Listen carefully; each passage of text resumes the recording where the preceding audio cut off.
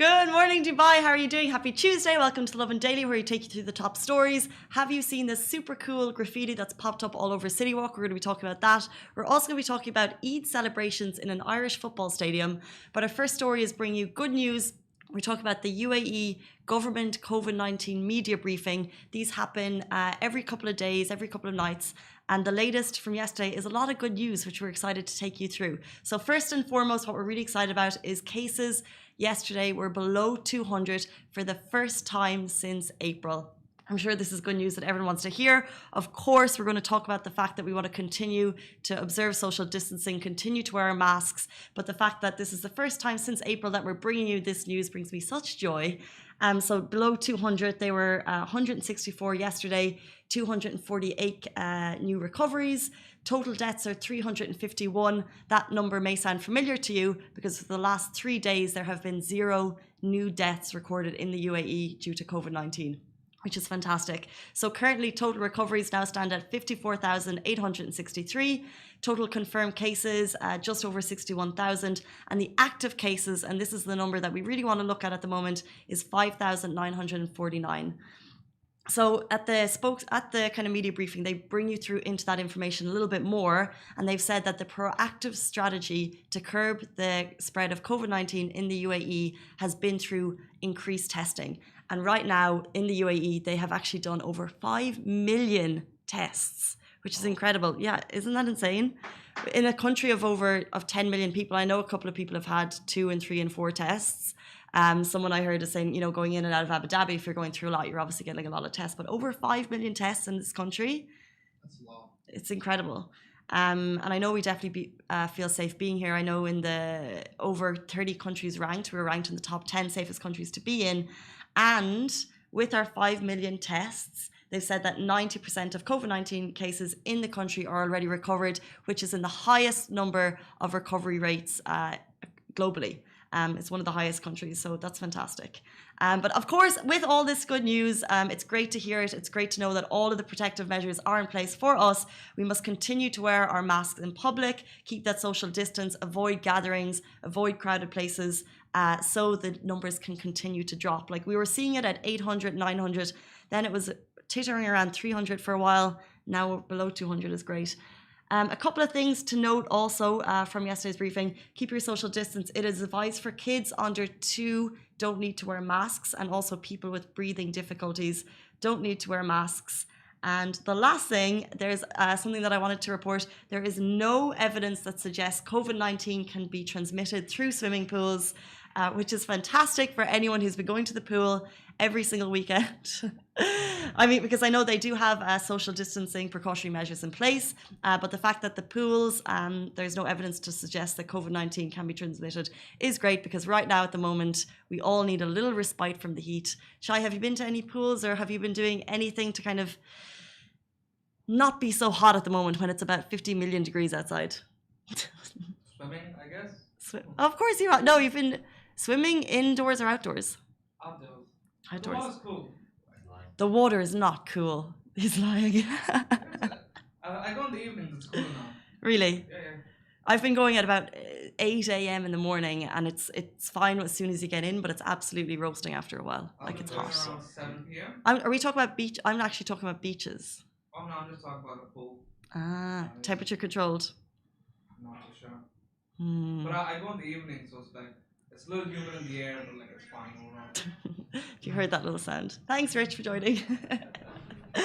Yeah, I guess the difference is beaches or pools or whatever it may be, but it's great to hear that no COVID-19, or there's no evidence to suggest that COVID-19 cannot be transmitted via swimming pools.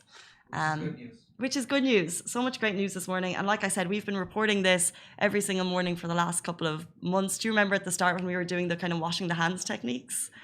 Well, we should still do it, guys. But yeah, we should still wash our hands.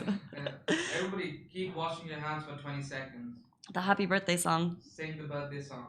Well, yeah, but it was funny because we were going through the fact that we've all been washing our hands our whole lives, but have we been doing it properly? That was the question we were asking. I have a question for you. Yes. Do you still wash your hands like how you used to 3 months back? Has it reduced? Are you asking am I as obsessive as I was 2 or 3 months back? Exactly. So before COVID, I'll admit I probably wasn't doing the full 20 seconds of the happy birthday song. When COVID started, doing the 20 seconds, also as soon as I would touch anything, I would hand sanitizer. My hands were cracked. They needed hand sanitizer and then moisturizer. I think now I found that medium balance where I'm making sure not to touch my face, my mask doesn't touch anything. I'm doing the 20 seconds in the bathroom every single time, and I carry hand sanitizer but I'm just being more careful, but I'm not as obsessive. And when I touch doorknobs, I don't use my full hand anymore. I'll always kind of go finger or elbow or something. So it's become a habit. I think so. Yeah, that's good. What about you? I haven't been as intensive as I was like 3 months back. But then the fact that we always have sanitizers in our bag and we just come up and we just use the soap and wash our hands. Like, I'll be honest, it's reduced a bit, but like I still sanitize every time I get the opportunity. 100%. Like we can't, like, especially our hands would just be cracked dry. We can't keep up that obsessiveness. But it's also amazing that at the time I remember trying to get hand sanitizer would be sold out, or if you bought it online it would be expensive. Now when I go into Al Maya, there's like 5 different options. They're all about less than 10 dirham for a small thing. So it's very easy to kind of, and we're not kind of freaking out about, oh, it might sell out, so I have to run to the store and get it. So it's all kind of normalized a little bit. But yeah, it's great to see that the numbers are dropping. And yeah, like I said, if you're just joining, 0 deaths recorded in the UAE in the last 3 days, and only 164 cases were recorded yesterday in the UAE, which is the first time it's been below 200 since April. So we're very happy about that. But we'll move into our next story, guys. Eid celebrations happened at Ireland's largest football stadium, and it's sending a message of tolerance. So this is a really cool story. I'm quite proud to bring it as an Irish person. So obviously, with COVID-19 happening, large-scale prayers at mosques were banned in Ireland. So what happened was someone reached out to Croke Park, which is the kind of the national Irish stadium. It holds 82,000 supporters. It's the biggest sporting arena in the country, and they asked if they could perform Eid prayer there for the first time. It would be the first time that Muslim prayers ever happened there. And of course, apparently they accepted without even taking a moment to think about it. And then we saw these amazing photos and videos go viral of Eid prayer happening there. We also saw a couple of people playing hurling, which is, if you know that, it's actually one of the fastest sports on the planet. Do you know hurling? Do you know what hurling? What is it? It is. I think it's one of the fastest sports with a ball on the planet. So you have a long camogie. I'm going to get this so wrong. You have a camogie and a schlitter. So camogie is like a long wooden bat with kind of like a flat pad at the end. Then you have a schlitter, and you have to like thump it over. And the goals are like a rugby style goals. So it's like, and it means rugby. Yeah, because there's contact. It's like really, really fast to watch. It can be so aggressive. It's a great sport, and we actually saw people playing camogie people playing hurling. Camogie, I just realised why I'm saying camogie. Camogie is what they call the girls' version of hurling. So I'm just saying words now. Anyway, it was amazing to see, and I think just people were saying this is Ireland, but like I said, it's a message of a shared society to the world. But there's obviously going to be a couple of comments. So I like to say that the majority of people were very positive when they saw this.